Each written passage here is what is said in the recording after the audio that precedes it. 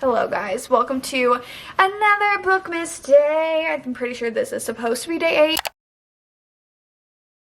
Welcome to another day of Bookmas. I hope you guys are enjoying it so far. For today's Bookmas video, I just kind of wanted to do a more like chill chit chat with me, so I asked you guys over on my Instagram to ask me bookish questions because I thought that it would be fun to kind of like sit down and just do like a book related Q&A and like talk about bookish things. That's what we're gonna do today, so I hope you guys are excited for that. If you guys want to be like a part of stuff like this, definitely go follow me on my Instagram, which is at des.sidster. I also have my Bookstagram, which is at what's des reading. You guys can follow me on both of those to kind of keep in the loop with stuff like this. So without further ado, let's get into it. But before we do, let's hear from the sponsor of today's video, which is Book of the Month. You guys know that I've talked about Book of the Month so many times on my channel. I absolutely love them, and so we're going to be talking about them again today. If you guys are not familiar with Book of the Month is a popular and fast-growing online book service for readers. Their mission is to help promote new and emerging authors and help readers find books that they love. Their team vets hundreds of books each month and gives readers a curated selection of new and early release titles. That way readers can spend more time reading and less time researching. Book of the Month is also completely risk-free. That way you can skip any month at any time and you will not be charged. They have the absolute best price for new release hardcover fiction.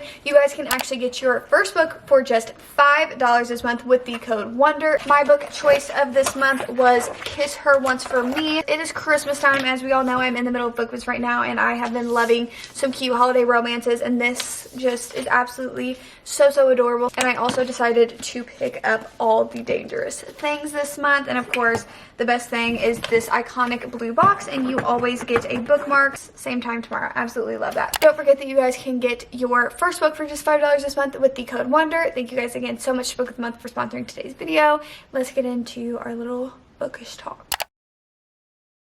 We're starting off strong. Who is your favorite book boyfriend? So here's what I'm gonna do. I'm gonna do my fantasy one, and I'm gonna do my just regular romance one. Definitely my fantasy one is definitely Rhysand. Like, we knew this. I might have to say Johnny from Binding and Keeping 13. He's such a good guy. What is your favorite book series? And it used to be Addicted Callaway, and that's not that I don't love that series, but it has since then been replaced by the ACOTAR series, because I literally think about the ACOTAR series all the time. When I was like in my super like obsession with the Addicted series, everything on my TikTok was like aesthetics of the Addicted series, which still do pop up on my page quite frequently. Now, I kid you not, I'll scroll and like every 5 videos is something about ACOTAR or the ACOTAR series, and I'm like, I love it. I'm happy to be here. How do you feel about breaking books' minds? I actually don't care whether you break them or not. I am somebody that does break my books' minds just because I like for my books to feel very floppy when I'm reading them. I hate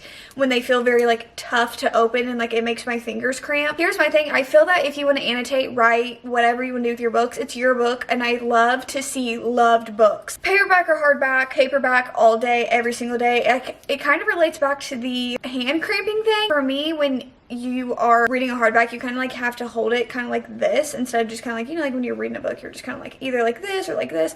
Like it's just, you know, just the way, you know, I'm just being really particular about the way I hold things. What is the best tip to get into reading? If you're getting into reading, I would say to just kind of follow whatever you feel that your book tastes are. I feel like especially with Book Talk being so prominent and kind of like pushing out all of these books, I would honestly recommend, like, if you have some time, to go to like Barnes & Noble or any bookstore that's near you and just browse the shelves and find what you think that you like when you read a synopsis of a book, and not necessarily like fall into the hype of books. Just find like what your personal book taste is and go with that. Of course, you can read anything you want, and if you do want to read one of the hyped up Book Talk books, then definitely read those. They're great. They're loved for a reason. But just kind of go with whatever your heart feels. You know, reading is super personal, and your book taste is your book taste, and what you think is what you think, and I would just say follow your heart. And how to get out of a book slump / avoiding book burnout. I deal very heavily with this. I feel that I have been in a book slump for months now, and you guys made me like rewatch your wrap-ups. Like, you read plenty of books, like what are you saying? It's not really like the amount of books that I'm reading, because that doesn't matter to me. Like, the amount of books that you're reading doesn't necessarily relate to a reading slump a lot of the times, which that is when someone goes, I'm in a reading slump, I haven't been reading. Absolutely, that's what a reading slump is. The slump with me comes with that I don't feel very attached to any of the books that I'm reading. I don't really like any of the books that I'm reading and I just don't enjoy them, and then they get rated low, and then I am scared to like go on here and talk about the books I read because people are like, oh my god, do you like anything? Like, you rate all books low. And it's a very frustrating feeling to be in a book slump, whether that is, oh, I don't want to pick up any books, or I'm picking up books and I'm reading books but I don't like them and I don't like and enjoy what I'm reading. The thing that I do to avoid specifically like book slumps and book burnout is, here's the thing, you always need to listen to your mind and body. Anything I feel that mentally is going to drain you, you should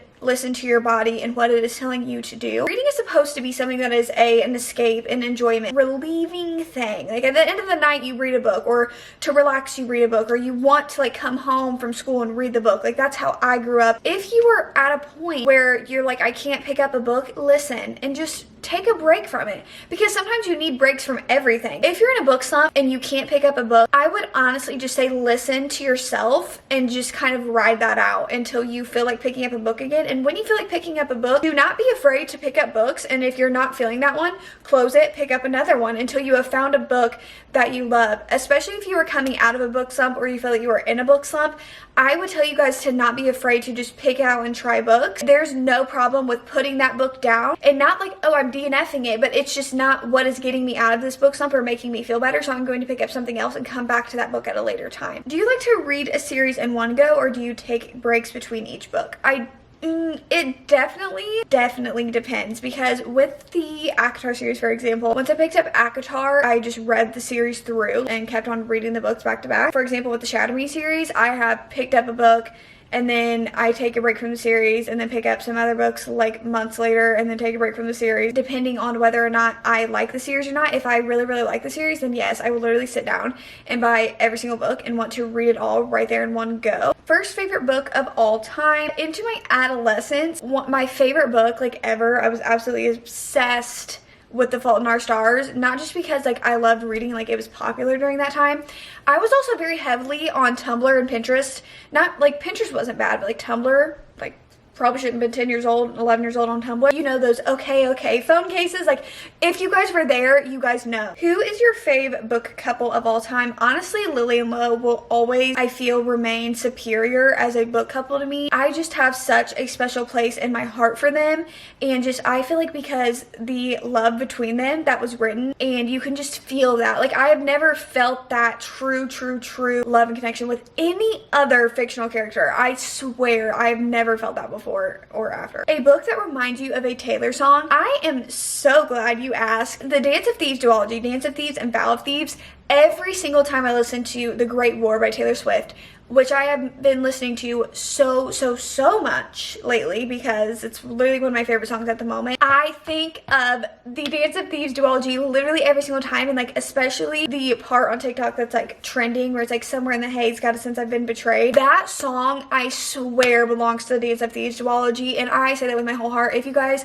love that song, go read that duology if you have it, and if you guys have read that duology, go listen to that song and tell me that that song does not belong to them. Is it hard for you to DNF a book? It is surprisingly very difficult for me to DNF a book, and here's why. Because I feel like if I try to like speak on a book that I DNF'd, and this is not how I feel like about somebody else, like if somebody else looked at me and said I DNF'd, if somebody was like I DNF'd The Throne of Glass, I would still like hear out their opinions and like why they decided to DNF it. But for some reason, I feel like if I try to share my opinions on a book that I didn't finish, people would be like, well, you can't really speak because like you didn't finish the book. But I feel like there was a strong reasoning for somebody to DNF a book. So that's one of the reasons, but also just because like I feel like when I start a book, I literally have to finish it. I don't know why. I tell myself in my brain like you have to finish this. Would you want ACOTAR to become a movie series? Hulu has bought the ACOTAR series to make into either a movie or TV series. I'm not too sure which one they're wanting to do. Here's the thing, I'm absolutely terrified. I have seen this going around and I completely agree that I just want it to be animated, because I feel like that is the only way that it can really be like good and it can live up to the stuff. Like I genuinely don't feel that I could fan cast anybody for anyone in the whole entire series. I feel like it needs to be animated. I love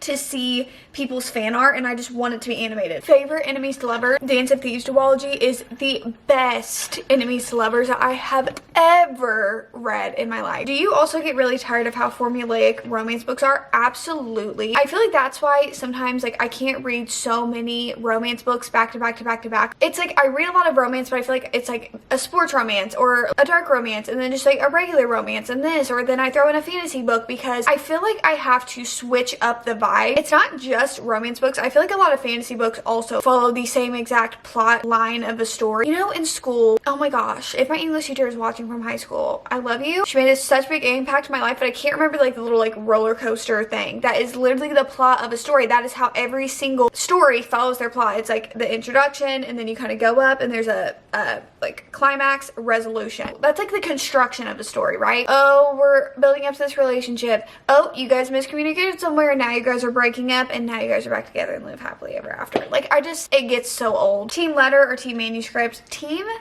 manuscript, but I have not yet read the extra chapter in the like Verity that came out. I'm team manuscript because I believe that the manuscript was like true, because I don't think that anyone could literally write fiction like that. I don't believe that anyone could like write that and it like not be true. The best books for the right person, not enough time trope. Well, since you love to put yourself through traumatic pain, I would say If He Had Been With Me and Pack Up the Moon. This is gonna stir up the pot, but I have this question. Elsriel or Gwariel? I am a Gwen and Asriel girly. I said it, I ship them. I ship them so hard. I feel like I need to see them together. I haven't seen enough of him yet. I really hope the next book that we get is about him. I hope it's Gwen. I don't know why I don't see Elaine with him. I just don't. I don't see them together. I've never seen it. Like, when I kind of got snippets of it, I was like, no. Like, it was an automatic no for me. Favorite ACOTAR quote? Oh my gosh, why can I not remember it? One of my favorite ACOTAR like quotes / scenes that I would literally get a tattoo for is the for the stars that shine.